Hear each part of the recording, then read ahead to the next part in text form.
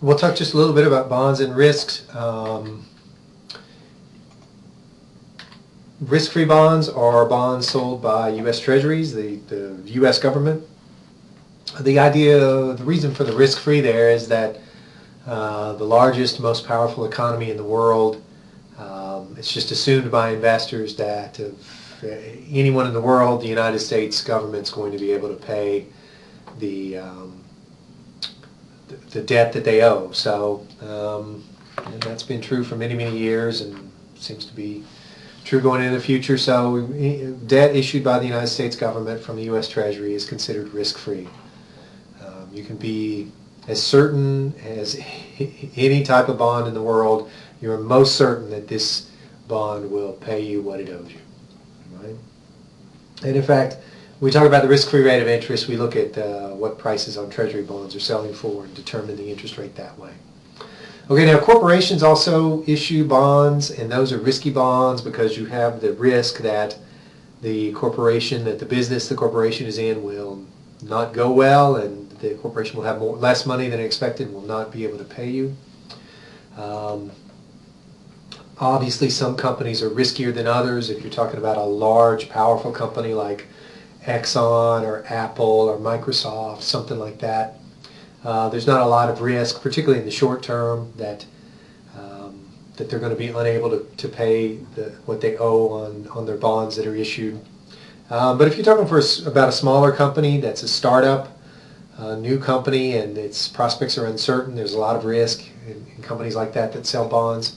Or even older companies that their business is going away. Sears is a good example, maybe J.C. Penney. It's a good example. There's a lot of risk in those bonds because you're not sure the company's going to be around and make enough money to pay them.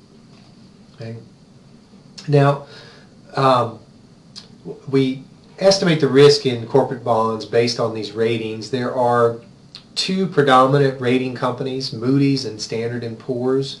There's also a third company that's becoming more popular now called Fitch.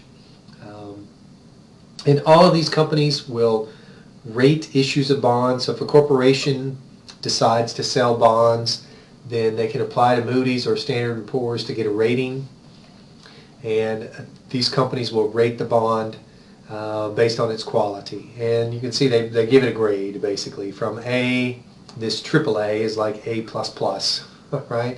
The very highest quality, down to a C, which means very low quality. There's a lot of risk that you may not get paid what that bond owes you if you purchase the bond today, right?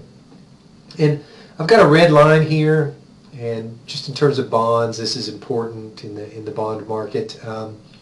Anything above this red line, so from AAA to BBB, is considered investment grade. That is, there's little chance that you're not going to recover your investment if you buy these bonds. You notice that the default rate within 10 years is 5% for BBBs. That's the lowest in this category. And even this doesn't mean a complete default. It just means if the payments were late or if they were slightly less than agreed upon, that's considered a default. So all of these are considered investment grade, good investments that there's not a lot of chance you're going to lose your money if you make an investment in a bond rated BBB or better. And then there's a big break here between BBB and BB, and it's just been by convention that they've done it this way. And so anything rated less than BBB is considered highly speculative. That's the official term. These are often called junk bonds, all right?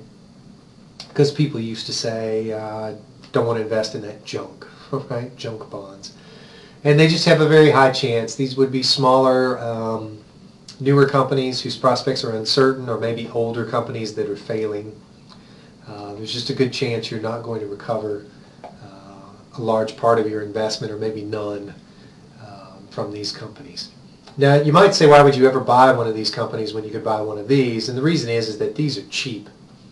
So if you have a company that's rated B, for instance, chances are its bonds are going to be selling very cheap relative to what they promised to pay.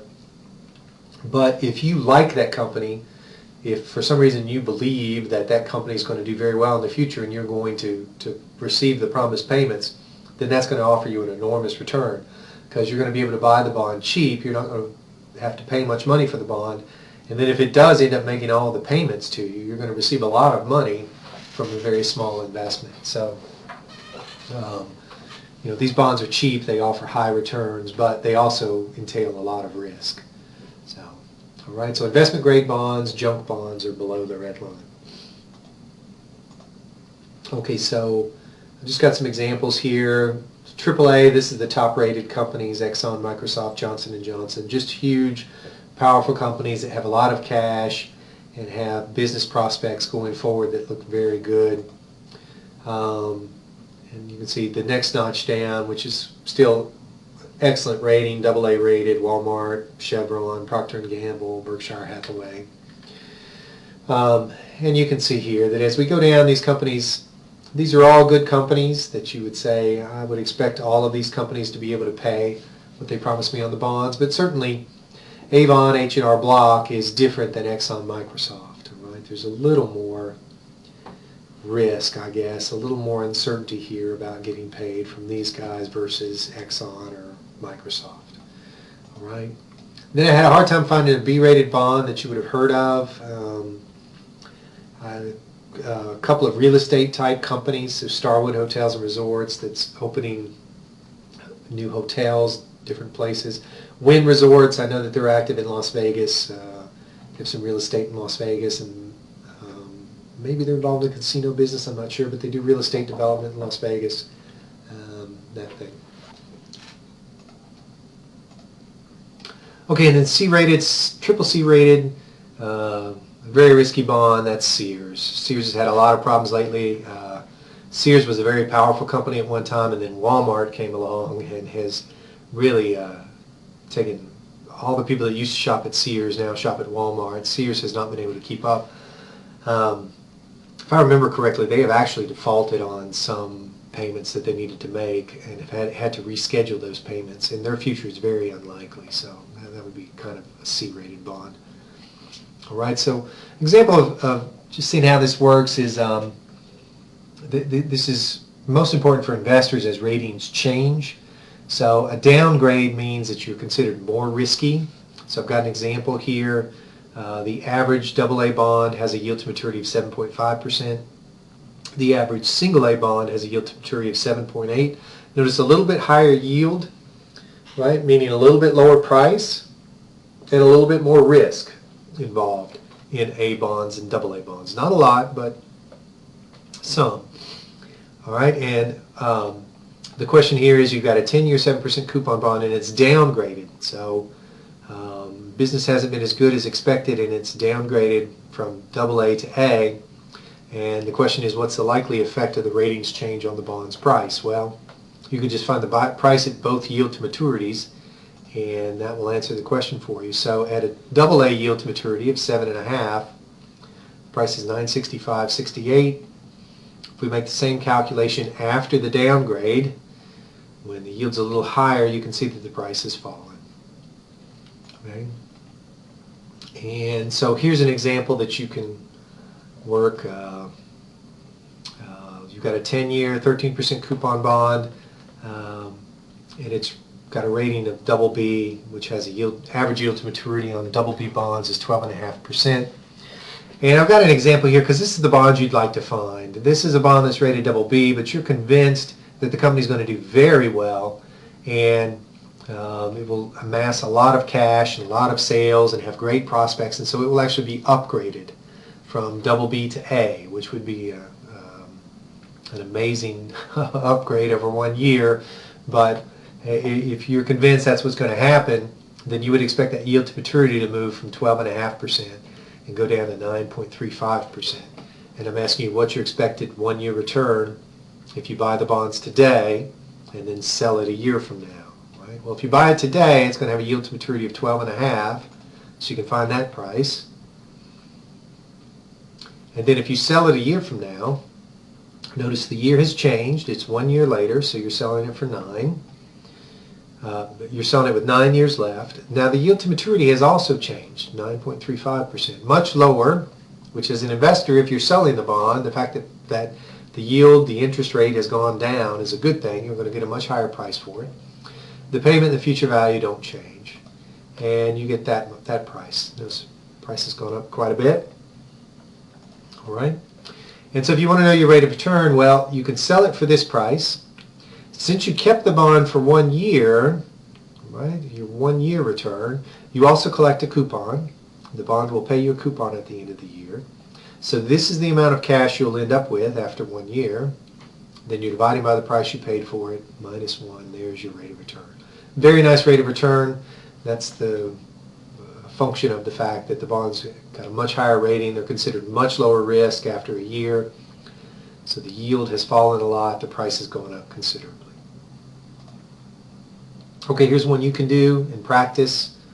I encourage you to stop and take this problem as practice, and I will tell you the answer here in just a minute. Okay, so let me get my calculator here, and we can figure out the answer to this one. So this is the opposite case. You believe that these bonds will be downgraded after 1 year. So first we have to figure out how much we would pay for it. Well, N is 12. The current yield is 9.35. They are an 11% coupon, so that's going to pay you $110. And the par value is 1,000. Put that in for future value, and I can compute that price. It's that much, $1,116. So I'm going to put that in memory. I think I'm going to need that again. So I just put that. This is the price I paid for it. It's in memory 1. Now I can figure out the price I'll sell it for. Remember, it's going to be 1 year later, so N now is 11. And the new yield is 13.55. Now since interest rates went up, that's going to be a bad thing for me selling the bond. It's going to be a much lower price. There's a $110 payment, and the future value is 1,000. So I can find that price. The price has gone down a lot. I'm going to change the sign on that and make it positive, and then add 110 to it, because if I sell it at the end of the year, I will collect the coupon payment and then sell it for that price. And so the money I end up with will be $968.32 with some rounding. I'm going to divide that by the price I paid for it, so that's in memory 1. And subtract 1, and I get minus 13.24%. So there, that would be my rate of return here. This is a very bad rate of return because business went bad. The bond was downgraded. That would be an enormous downgrade from A to B in 1 year. That doesn't happen. I don't know, that very rarely happens. So, but anyway, there's that as an example. That's how that works. Okay, I'm going to stop the recording here. I'll pick up with tips on the next recording.